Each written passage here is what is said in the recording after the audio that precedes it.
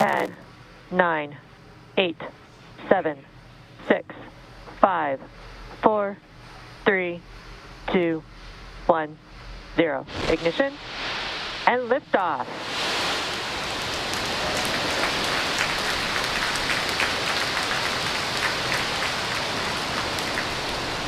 Vehicle is pitching downrange.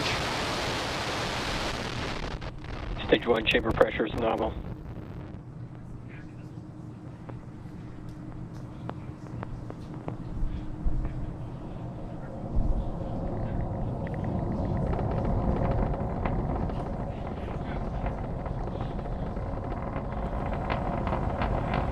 Falcon 9 has successfully lifted off from Launch Complex 39A at Kennedy Space Center, carrying our stack of 49 Starlink satellites to orbit.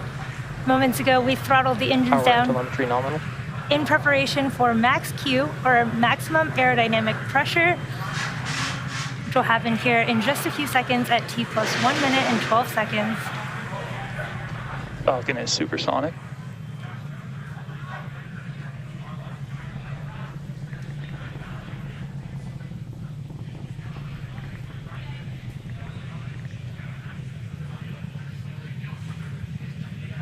Max Q.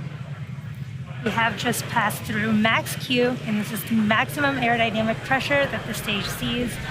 Next, we'll have 3 events happening in quick succession. First, we'll have main engine cutoff, followed by stage separation, and then second engine startup 1. Now, first, main engine cutoff is where all 9 of those M1D engines on that first stage will shut off to slow the vehicle down in preparation for stage separation. This is where the first engine chill has begun. This is where the first and second stages will separate, with the first stage starting to make its way back to Earth for landing, while the second stage continues on its journey to the third event of second engine startup 1. And this is where that single MVAC engine on the second stage will light up and propel the second stage along with the Starlink satellites to orbit. We're a little under 30 seconds away from these 3 events. You'll want to watch out for fairing deploy, which is going to happen shortly after that. Hopefully we get cool live views from the second stage camera of those fairing halves popping off.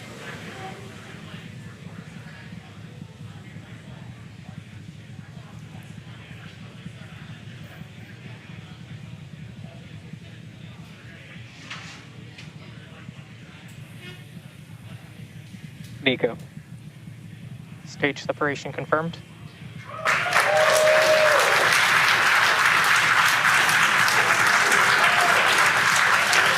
Recognition. Wow, beautiful views from the first stage and second stage tracker Stages are there. on nominal trajectories. We did have successful MECO Fairing stage separation separation. confirmed. There's fairing deployment there. Again, what a cool view from the second stage. Again, we did just have confirmation of successful fairing deployment. Again, SpaceX has reflown the Falcon fairing halves since November of 2019. Again, this was our second flight for both of those, and we will be attempting to recover them on our recovery vessel, Doug. It looks like you can just maybe make out those fairing halves in that live view from the ground as they are flying away from the second stage there. It looks like that's the first stage, maybe also floating off to the left.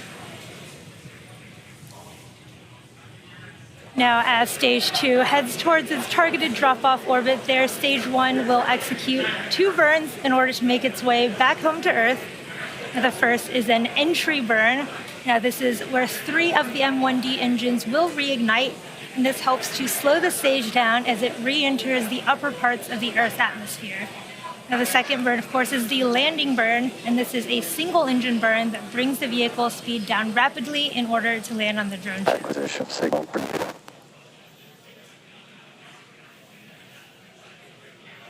If you're just catching up with us, we had a successful launch of Falcon 9 from Launch Complex 39A at Kennedy Space Center, and you're looking at a live view from Falcon 9's second stage as it is delivering our Starlink payloads to orbit.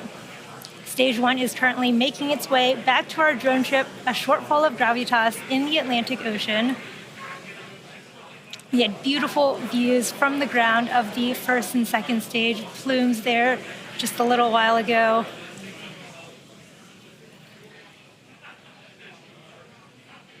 Now the Merlins on the first stage are optimized for sea level, so these achieve 190,000 pounds of thrust during ascent and descent.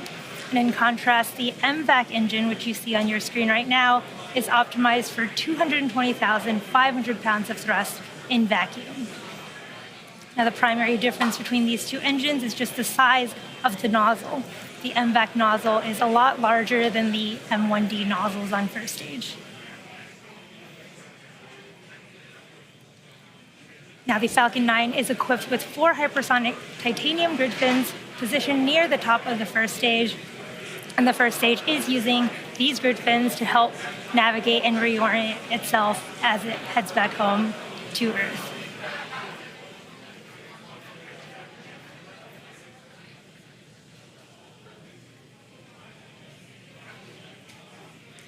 The first stage also has an attitude control system, which you can sometimes see puffs of nitrogen gas coming from. And this attitude control system also helps that first stage orient itself as it returns home.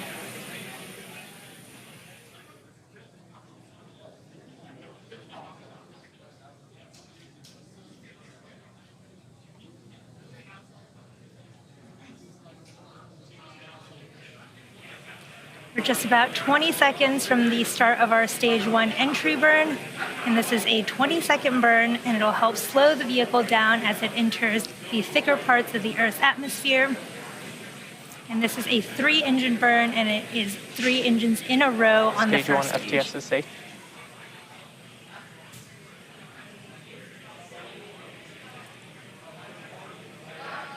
Stage 1, entry burn startup.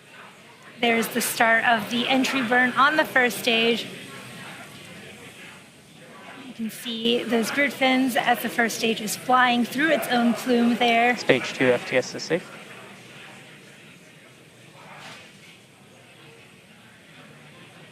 Stage 1, entry burn shutdown. We did just have a successful stage 1 entry burn there. And for those who follow along, you'll know that the soot on the rocket, second stage trajectory is still nominal.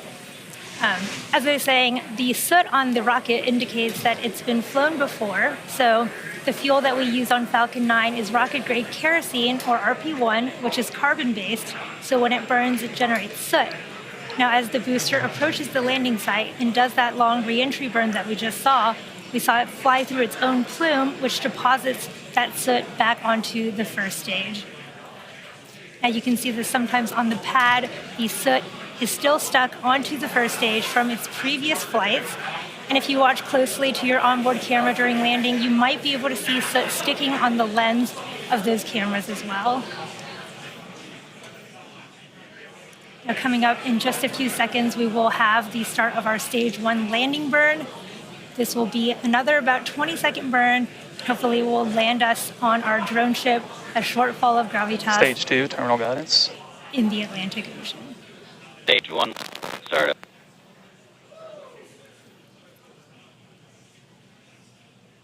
Here's the start of our stage 1 landing burn.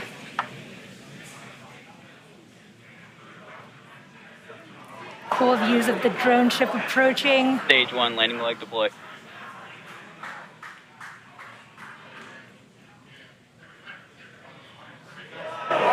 Stage 1, landing leg.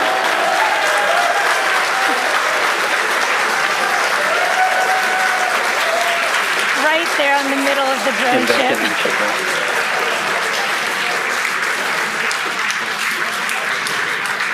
We did just have the 103rd overall successful recovery of our first stage orbital class rocket. Insertion.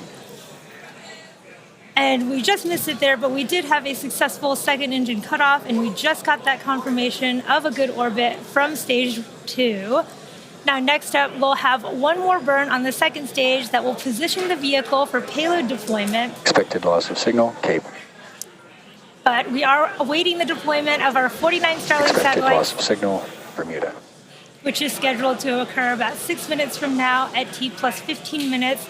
However, you may have just heard the call out for expected loss of signal. Again, this means we won't have live audio or visual confirmation of payload deployment due to lack of ground station coverage, but we will acquire signal with our ground station in Kodiak, Alaska at T+1 hour and 20 minutes. So for those of you who are interested, we will keep the audio-only countdown nets up on our YouTube channel, and we'll confirm successful payload deployment on our social media channels.